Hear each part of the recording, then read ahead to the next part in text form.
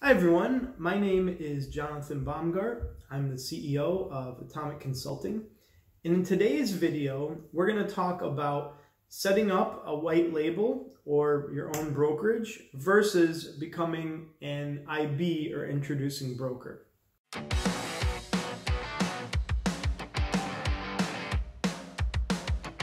So, to get started, I want to discuss a common myth or misconception, which is better said. And what this misconception is that introducing brokers or IBs don't make any money. We often hear this a lot. I often speak to potential clients who say, no, I don't want an IB, I want a broker, I can't make any money being an IB. And it's not true, actually. There's many advantages to becoming an IB. Now, I'm not going to say that you shouldn't start a broker if you don't want to, but it's important to weigh the pros and cons. So the purpose of this video is to give a few consideration points for those who are on the fence about whether or not to launch a broker and if they would start off as an IB or remain an IB. Now, IB can also mean an affiliate, referral agent, just to get the terminology down. IB, which is short for introducing broker, is an individual or a business that sends clients to either one broker or a variety of brokers and earns revenue based on the volume performance, which is normally the case, of the clients that are referred over. And so it's basic math to understand how an IB makes money. The more clients referred, the more money, assuming these clients do volume. And, there's different strategies to attracting different clients. But that's a general idea. So in case you aren't certain what an IB is, that's a very basic definition. I'm just going to use the term IB instead of swapping out the terms. It's just easier than saying affiliate manager or introducing broker.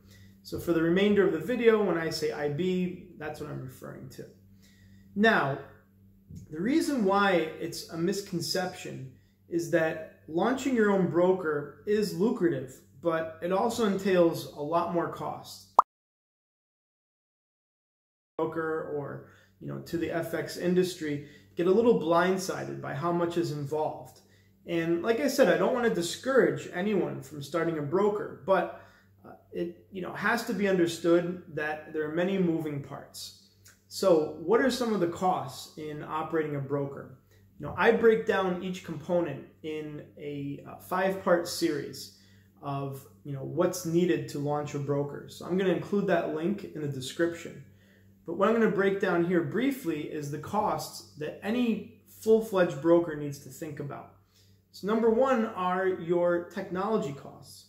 You need to have some kind of software, and unless you built your own, which I wouldn't recommend because that will be over $100,000 or more of an expenditure, you will be leasing the software, also known as a white label, from some provider.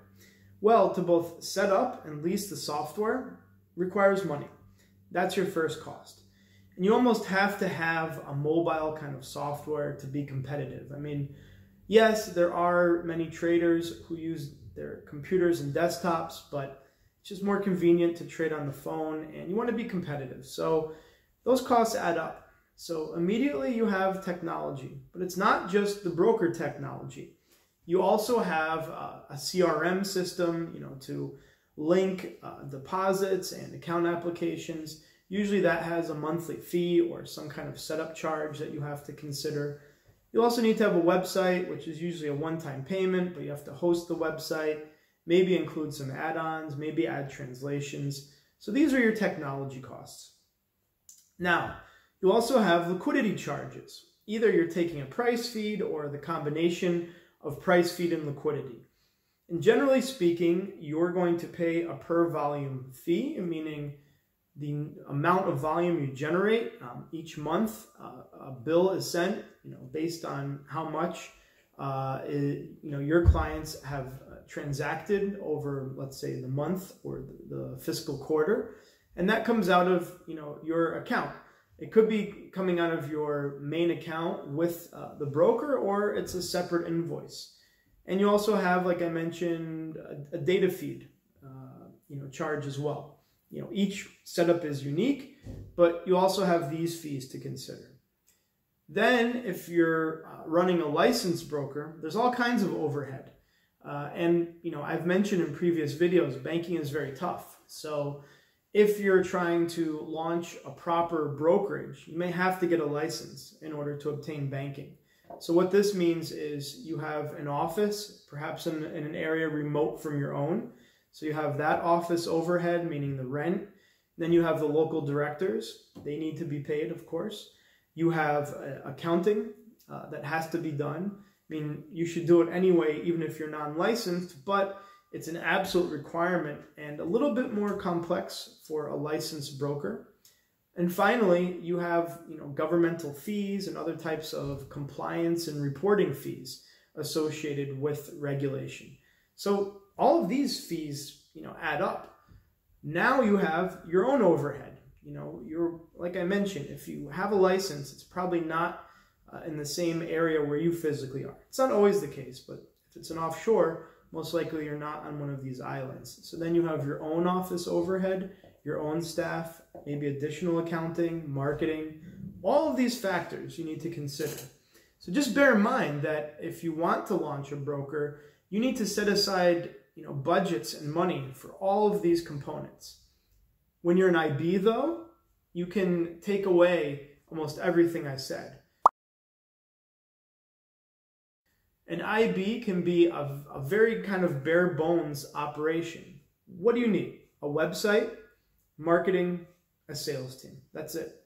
Technology costs, regulation, all of these things, they're covered by the broker.